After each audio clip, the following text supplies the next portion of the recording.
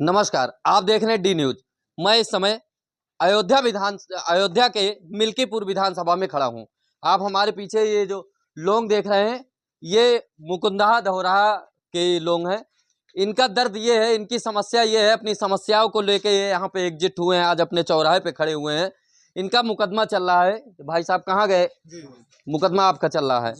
पूरा प्रकरण ये है कि इनका सिविल जज जूनियर डिवीजन के न्यायालय में मुकदमा चल रहा है।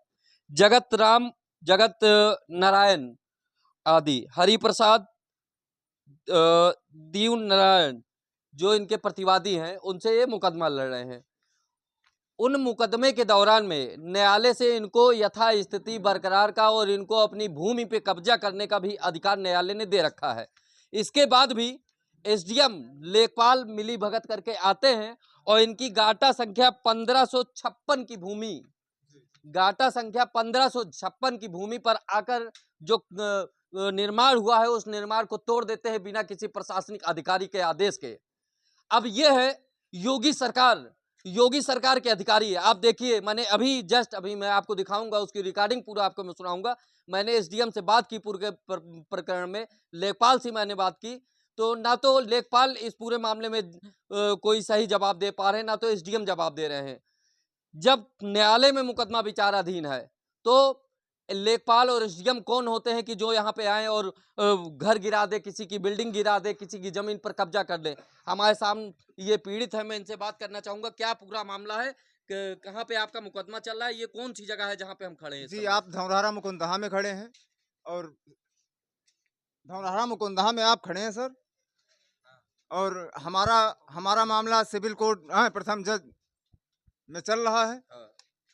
हमने दीवानी भी कर रखा है और स्टे भी अपने पक्ष में ही हमारा स्टे भी हुआ है कि मैं छत डालने तक हमें कोई प्रताड़ित ना करे, ना कोई हमें डिस्टर्ब करे। उसके बाद भी लेखपाल साहब या एसडीएम साहब सारे लोग मिलजुल के, एक हमारे दलाल साहब हैं। आपने लेखपाल साहब को जब अपना स्टे दिखाया कि ये मेरे पास साहब स्टे है, तो लेखपाल साहब ने आपसे क्या बताया? उन्होंने कहा ये 10-20 हजार देके कोई भी ला सकता है। मतलब न्यायालय के आदेश को उन्होंने ये कह दिया कि 10-20 हजार खर्चा करके ये स्टे लिया गया जी। है। न्यायपालिका उनके लिए कुछ नहीं है, कुछ नहीं है और वो बहुत बड़े हो गए। जी सर। तो क्या चाहते हैं आप प्रशासन से? जी, हमें हमारा हमारा अधिकार चाहिए सिर्फ। जो हमारा नुकसान हुआ है, जैसे कि हम सरकारी भवन को छोड़ के जो हमारे में 20 ईयर गिराए आपका कौन सी गाटा संख्या है? 1556 का में 1556 का में जो हमारा नुकसान किया गया है, यह क्या ईयर, हमें उसकी भरपाई चाहिए सर। और लोग भी है यहाँ पे, मैं उनसे बात प्रधान जी करूंगा। जी हमारे अच्छा, प्रधान जी भी मिल गए। प्रधान जी, ये पूरा क्या प्रकरण है जो आपके ये ग्राम सभा में जिस तरह लेखपाल और राजस्व की टीम आती है पुलिस प्रशासन को लेकर, और आपके गांव के एक युवक का घर गिरा दिया जाता है, तो आप क्या कुछ इतने बड़े प्रकरण में आपने कुछ नहीं बोला? जी बोला था। एक्चुअली क्या हुआ, लेखपाल आज के 2-3 दिन पहले आए थे, तो उन्होंने नापा था तो मैंने लेखपाल साहब से कहा था कि इनका जो है ये गिरा देंगे। मैंने उनसे कहा था कि ये गिरा देंगे। उसके बाद उन्होंने लेखपाल दूसरे दिन आए और इनसे थोड़ा लेखपाल से कुछ क्या हुआ, हम उस समय नहीं मौजूद थे। इनको पुलिस वाले लेके गए थाने पे। दूसरे दिन इनका 151 में चालान हुआ। जब इनकी जमानत हुई तो इन्होंने एसडीएम साहब से कहा था कि मैं 4-5 दिन की मोहलत में मैं उसको खुद पूरा गिरा लूँगा। नहीं, जब आप ये स्टे दिखा रहे हैं, आपके पास स्टे है, तो आप क्यों गिरा लेंगे? जी। आपको भवन बनवाने के लिए स्टे दिया गया है कि आप इस पे निर्माण जो भी कर सकते हैं, इस पे कोई आपत्ति नहीं होगी, तो क्यों आप गिराएंगे भाई? और नहीं, क्या लेखपाल किस लिए नहीं बनने दे रहे हैं? क्या उनकी मंशा एक्चुअली है? क्या है, लेखपाल जब आज गिराने आए थे तो उन्होंने पहली बात तो मुझे सूचना ही नहीं दिया। मैं इस ग्राम सभा का ग्राम प्रधान प्रतिनिधि हूँ। उन्होंने लेखपाल या किसी अधिकारी ने या किसी कर्मचारी ने मुझे कोई सूचना नहीं दिया है, ना हमें कोई सूचना मिली थी। इन्होंने हमारे पास जब फ़ोन किया कि भैया हमारा घर गिराने आए हैं, तो हमने लेखपाल जी को फ़ोन किया। 3 बार फ़ोन किया, लेकिन लेखपाल जी ने हमारा फ़ोन नहीं उठाया है। तो जिस तरह आपने देखा कि प्रधान जी ने बताया कि इस पूरे मामले में जो लेखपाल हैं, वो आते हैं पूरा षड्यंत्र करके, पूरी प्लानिंग सेट करके आते हैं, और प्रधान जी को भी ये सूचना नहीं देते हैं कि मैं आपके ग्राम सभा में, जबकि प्रधान ग्राम का मुखिया माना जाता है।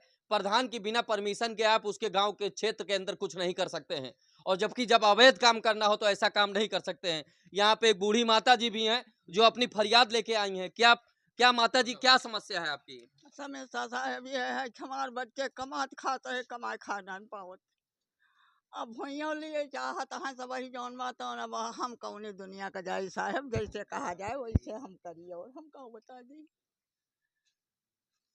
तो जिस तरह आपने देखा ये बूढ़ी माता जी, इनकी उम्र हम आपको कहेंगे अपने हम वीडियो जर्नलिस्ट की माता जी की उम्र दिखाएं, लगभग 70 से 80 साल इनकी उम्र कम नहीं है माता जी की, इतनी बुजुर्ग हैं।